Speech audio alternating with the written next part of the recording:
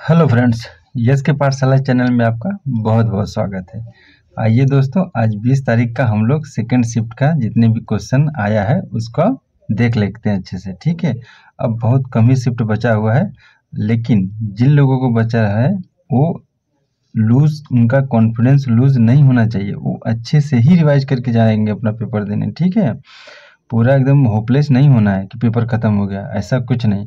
आप लोग एकदम प्रॉपर मेहनत करके ही जाइएगा। ठीक है, और आज तो थोड़ा सा मैथ का भी क्वेश्चन मिला है, आज मैथ का भी क्वेश्चन हम लोग देखेंगे। ठीक है, तो चलिए आइए हम लोग फटाफट से पहला क्वेश्चन देखते हैं। ठीक है, देखिए क्या है क्वेश्चन।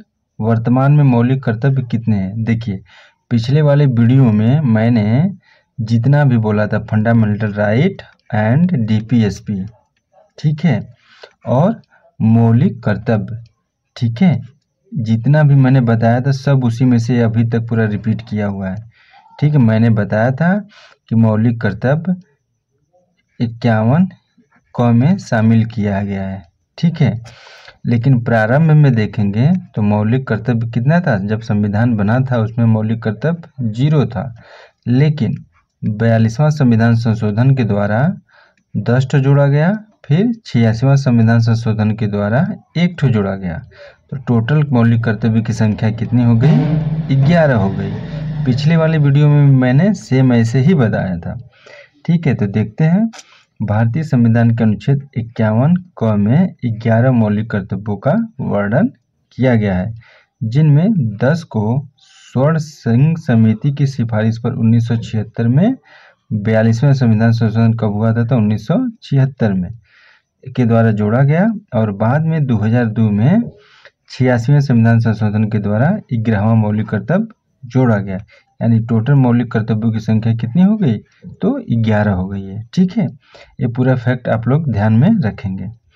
नेक्स्ट क्वेश्चन देखेंगे। देखिए, आप लोग देखे होंगे पिक्चर RRR, बहुत अच्छा पिक्चर बनाया गया है ब्रिटिश रूल पे। नाटू नाटू गीत के लिए संगीतकार कौन है। देखिए, ये तेलुगु मूवी थी RRR। संगीत एम किरवानी ने नाटू नाटू के लिए सर्वश्रेष्ठ मूल गीत श्रेणी में गोल्डन ग्लोब पुरस्कार जीता था, जबकि इसके बोल चंद्र बोस ने लिखे थे, मतलब लिखे थे चंद्र बोस ने ना, और एम किरवानी नाटू नाटू सॉन्ग ने इसको क्या किया था, सर्वश्रेष्ठ गीत को गाया था। चलिए नेक्स्ट क्वेश्चन देखते हैं। भारत में जो पंचवर्षीय योजनाओं का प्राथमिक लक्ष्य क्या था।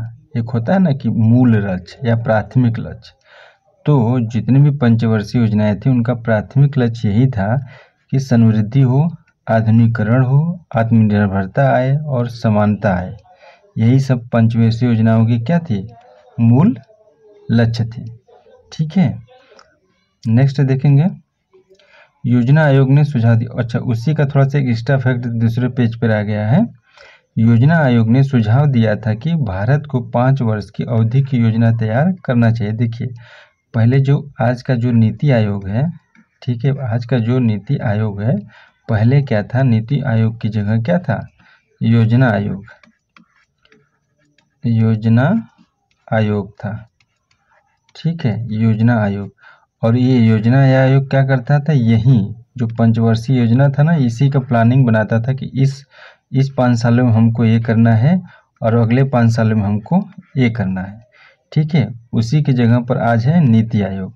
तो वही बता रहा है, जो योजना आयोग ने सुझाव दिया था भारत को कि 5-5 वर्ष की हम लोगों को योजना बनाकर चलनी चाहिए। इस 5 वर्ष में इस पर लक्ष्य रखा जाएगा, अगले 5 वर्ष में इसको फोकस किया जाएगा। ठीक है, इस टाइप्स का। चलिए नेक्स्ट क्वेश्चन हम लोग देखेंगे। ओलंपिक में बैडमिंटन में कितनी तरह की स्पर्धाएं होती हैं, तो इसका आंसर होगा 5। ठीक है, कौन कौन से होगा उसको देखेंगे हम लोग। ओलंपिक में बैडमिंटन में 5 तरह की स्पर्धाएं होती है। पुरुष का एकल मतलब सिंगल मेल होगा, और महिलाओं का एकल मतलब सिंगल फीमेल का। पुरुष का युगल यानी इसमें दो पुरुष खेलेंगे, और महिलाओं का भी युगल हो गया। फिर क्या हो गया, मिश्रित युगल यानी मिक्स कर दिया। ठीक है, मेल फीमेल को। टोटल कितने हो गए, 5 तरह की बैडमिंटन की स्पर्धा मतलब प्रतियोगिताएं होती हैं। नेक्स्ट क्वेश्चन देखेंगे हम लोग। बांग्लादेश के निर्माण के समय कौन सी पंचवर्षीय योजनाएं थी? तो ये चौथी पंचवर्षीय योजनाएं होगी। ठीक है, आप लोग ध्यान रखेंगे, जैसे अपना ये इंडिया है, ठीक है, ये इंडिया है, यहाँ पर ये मान लीजिए ये अपना इंडिया है। ठीक है, यहाँ पर जो ये बीच में बांग्लादेश है, पहले क्या था, इसको हम लोग, ये पहले जो आज का बांग्लादेश है, कल पहले क्या था, ये पूर्वी पाकिस्तान इसको बोलते थे। ठीक है, क्या बोलते थे, पूर्वी पाकिस्तान। और इसको इधर जो पाकिस्तान है आज का, उसको बोलते थे पश्चिमी पाकिस्तान, पश्चिमी पाकिस्तान। ठीक है, तो वही पूछा है जो बांग्लादेश के निर्माण के समय कौन सी पंचवर्षीय योजनाएं थी? तो बांग्लादेश के निर्माण के समय जब, क्योंकि पूर्वी पाकिस्तान था, तो पूर्वी पाकिस्तान से जब बना था क्या, बीडी यानी बांग्लादेश, तो उस समय कौन सी पंचवर्षीय योजना चली थी? तो यही बता रहा है कि उसमें चौथी पंचवर्षीय योजना लागू थी इंडिया में। यह योजना 1969 से 1974 तक चली थी। इस दौरान भारत पाकिस्तान के बीच 1971 का युद्ध हुआ था। ठीक है, हुआ था। यह युद्ध मुख्य रूप से पूर्वी पाकिस्तान, ठीक है, यही जो मैं बता रहा हूँ, पूर्वी पाकिस्तान के मुद्दे पर लड़ा गया था, जो बाद में बांग्लादेश बन गया। ठीक है, यही चीज़ मैंने यहाँ पर बताया। बहुत बुरी तरीके से हराए थे इंडिया वाले ने पाकिस्तान को। चलिए नेक्स्ट हम लोग देखेंगे 2011, एक क्वेश्चन है। 2011 की जनगणना के मुताबिक सबसे कम लिंगानुपात वाला जिला पूछा है, कौन सा है? तो इसका आंसर क्या हो जाएगा, 2011 की जनगणना के मुताबिक दमन और दीव केंद्र शासित प्रदेश का दमन जिला, कौन सा जिला, दमन जिला सबसे कम लिंगानुपात वाला जिला है था। इस जिले में प्रति 1000 पुरुषों पर 533 महिलाएं हैं। वहीं पुदुचेरी के माहे जिला, जो पुदुचेरी का माहे जिला है, वो सबसे ज़्यादा लिंगानुपात है। वहाँ पर 1000 पुरुष पर 1176 महिलाएं हैं। समझ में आया? अगर सबसे कम पूछेगा जिला में तो दमन हो जाएगा, और सबसे अधिक पूछेगा तो माहे जिला हो जाएगा। ठीक है, चलिए हम लोग अपना अगला क्वेश्चन देखेंगे। स्वच्छ भारत अभियान किसके विचारों से प्रेरित था? तो आपको पता होगा इसका, महात्मा गांधी। 2 अक्टूबर 2014 को ये स्वच्छ भारत मिशन, ये अभियान अपने प्रधानमंत्री नरेंद्र मोदी के थ्रू चलाया गया था। ठीक है, तो किससे प्रेरित है? महात्मा गांधी से। नेक्स्ट देखेंगे क्वेश्चन क्या है। भारत में काम की गारंटी देने वाली प्रमुख योजना कौन सी है? तो काम का अधिकार किस संस्था के तहत आता है? ये दोनों में से क्वेश्चन था। ठीक है, तो इसका आंसर होगा महात्मा गांधी राष्ट्रीय ग्राम रोजगार गारंटी अधिनियम। ठीक है, एमजी यानी एमजी नरेगा। ठीक है, देखिए इसमें गांव में क्या होता है, 100 दिन का रोजगार दिया जाता है। ठीक है, 100 दिन का रोजगार दिया जाता है। इस फैक्ट को आप लोग याद रखेंगे कि इसमें गांव में जो लोग होते हैं, इस मनरेगा के तहत, पहले ये क्या था, नरेगा था। ठीक है, पहले इसका इस स्कीम का नाम था नरेगा। शायद आई थिंक 2009 में इसमें मन लग गया तो बन गया क्या, मनरेगा। ठीक है, तो इसमें 100 दिनों को रोजगार दिया जाता है। चलिए नेक्स्ट देखेंगे, भारतीय प्रेस अधिनियम 1910। ठीक है, क्वेश्चन था भारतीय प्रेस अधिनियम 1910 में क्या था, आई थिंक ये क्या था, इसी के बारे में हम लोग थोड़ा सा डिटेल देख लेंगे। अब इसमें क्या था आप लोग देख लीजिएगा। भारतीय प्रेस अधिनियम 1910 लॉर्ड मिंटो द्वितीय ने पारित किया था। यह अधिनियम वर्नाकुलर प्रेस एक्ट संशोधित रूप था, यानी वर्नाकुलर प्रेस एक्ट का संशोधित रूप था क्या, भारतीय प्रेस अधिनियम। ठीक है, इस अधिनियम के जरिए स्थानीय सरकारों को प्रेस पर कड़ी निगरानी रखने का अधिकार दिया गया था। ठीक है, अब इसमें से क्या क्वेश्चन पूछा था, जो बच्चे दे के आए होंगे उनको एग्जैक्ट पता चल गया होगा। ठीक है, बांग्लादेश विद्रोह के समय भारत में कौन सी पंचवर्षीय योजनाएं थी? ये तो मैंने बताया था, ये फिर क्वेश्चन आ गया। बांग्लादेशियों का भारत में बड़े पैमाने पर आगमन किस पंचवर्षीय योजना के तहत हुआ था? वही मतलब जो मैंने बताया कि जैसे पूर्वी पाकिस्तान था, यहाँ पर बांग्लादेश जो आज का है, ये पहले क्या था, पूर्वी पाकिस्तान था। ठीक है, पूर्वी पाकिस्तान था। तो जब यहाँ पर 1971 में इंडिया, उस समय प्रधानमंत्री थी इंदिरा गांधी। इंदिरा गांधी ने यहाँ पर क्या था कि बहुत अत्याचार कर रहे थे, जो पूर्वी पाकिस्तान वाले थे यहाँ पर बहुत अत्याचार कर रहे हैं यहाँ पे जनता पर। तब इंदिरा गांधी ने इनको स्वतंत्र कराने के लिए अपनी आर्मी को तैनात कर दिया। ठीक है, तो आर्मी क्या की, इंडियन आर्मी एकदम लथेड़ लथेड़ के मारी और इसको क्या किए, शायद 20,000 सैनिकों के साथ सरेंडर करवाए थे। ये डाटा आई थिंक इतना ही होगा, इससे ज़्यादा ही होगा, कम नहीं होगा। तो उस समय बहुत से लोग, बांग्लादेश के लोग इंडिया में आ रहे थे। ठीक है, तो वही पूछा बांग्लादेशियों को भारत में बड़े पैमाने पर। तो उस समय इंडिया में चौथी पंचवर्षीय योजना चल रही थी, उसका टाइम पीरियड है 1969 से 1974। चलिए नेक्स्ट देखेंगे। बास्केटबॉल में जिस रिंग में गेंद डाली जाती है उसकी ऊंचाई जमीन से कितनी होती है? अब बताइए ऐसा ऐसा क्वेश्चन पूछ रहा है। जैसे ये होता है ना, इसका मतलब ये है, इसे बास्केटबॉल का ग्राउंड हो गया, इस पर जिस पर ये रिंग ए ऐसे बना रहता है ना, पूछा है जैसे ग्राउंड हो गया, एक ग्राउंड लेवल हो गया अपना। पूछ रहे हैं यहाँ से यहाँ तक की हाइट कितनी होती है। अब बताइए कौन पढ़ के जाएगा, यहाँ से यहाँ तक की हाइट कितनी आती है? इसका होता है तब 10 फुट के लगभग। ठीक है, या 3.05 मीटर। अगर फुट में बोलेंगे तो 10 फुट, मीटर में बोलेंगे तो 3.05 मीटर।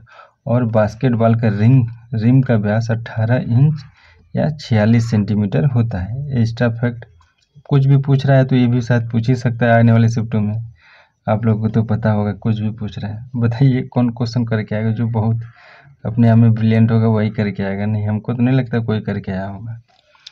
चलिए नेक्स्ट देखेंगे। वैसे भी आज का क्वेश्चन जो था जीएस का हार्ड था। ठीक है, हार्ड था क्योंकि बच्चे ज़्यादा क्वेश्चन नहीं भेज पाए हैं। भारत की 5वीं पंचवर्षीय योजना किस पर आधारित थी?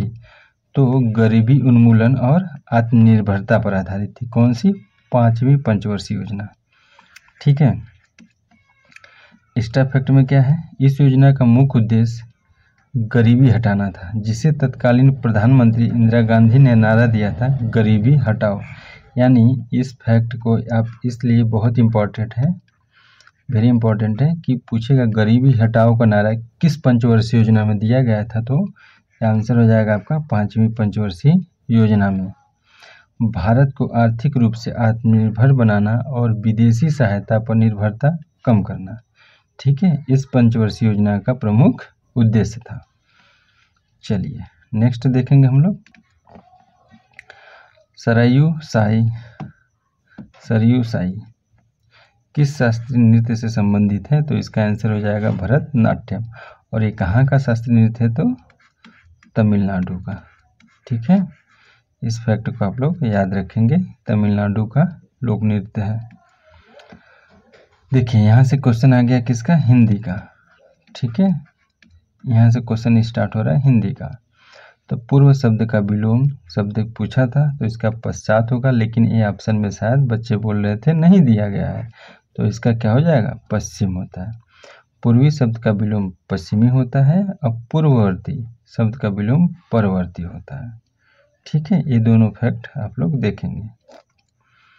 निश्चित शब्द का विलोम पूछा था, तो इसका होता है अनुमति, विधि या विहित होता है। ठीक है, नेक्स्ट देखेंगे।